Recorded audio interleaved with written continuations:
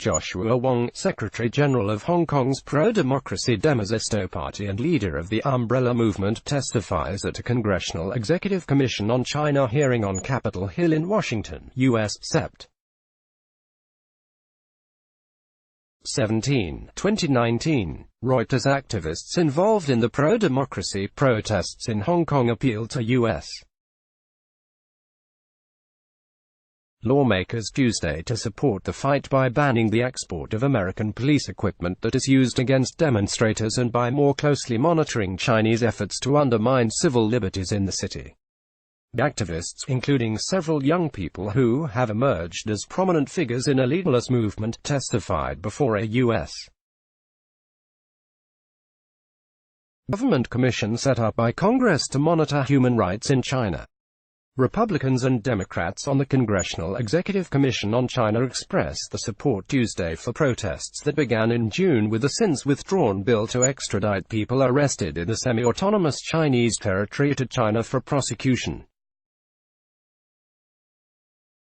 The heart of the discontent is that Hong Kong's political leaders do not represent and are not accountable to the people. Instead, Hong Kong's leaders are beholden to the Chinese government, said Rep. James McGovern, D.Mas. The former British colony has been allowed certain autonomy and freedom since it was returned to China in 1997 as a territory, with a one country, two systems policy that was supposed to ensure a smooth political transition.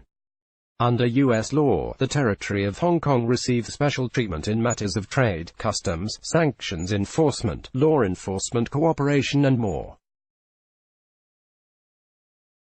China has benefited from this, and lawmakers believe, used it to evade U.S. export controls and sanctions. Rep.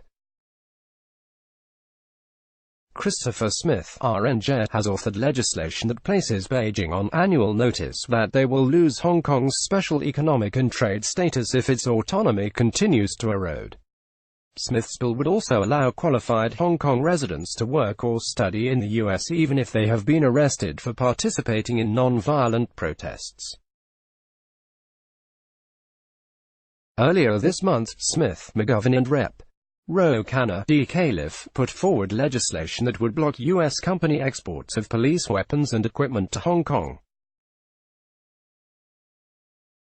Joshua Wong, a Hong Kong activist who has been jailed multiple times, told lawmakers that Hong Kong is a police state, where every demonstration is automatically an illegal assembly that results in violent police arrest and where protesters gather amid a mounting Chinese military troop presence across the border.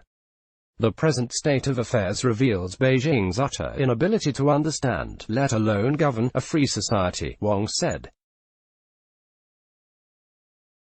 Activist Sunny Chum told lawmakers that young protesters face riot police carrying letters with their last will. They believe the only limits to the freedom are the deaths, Chum said. We fight for freedom from a sense of duty and dignity, Denise Ho, a Hong Kong-based pop artist who has testified on the issue before the United Nations, told lawmakers that more than 1,500 people in Hong Kong, including a 12-year-old child, have been arrested. Many more have been injured by police tear gas, rubber bullets, water cannons and batons. Ho said many artists in Hong Kong, companies, as well as institutions in nations like Australia and Canada have backed down from supporting the Hong Kong pro-democracy protesters because of China's intimidation. China has also used social media campaigns, cyber attacks and technology to target increasingly paranoid protesters, and present him as the problem to the West. Hua Chunying, a spokeswoman for the Chinese Foreign Ministry, ascribed the violence in Hong Kong to the protesters at a Tuesday briefing in Beijing. She derided Western politicians meeting with Hong Kong separatists at cocktail parties and now in the United States. Hong Kong is China's internal affair, she said. No foreign government, organization or individual can interfere.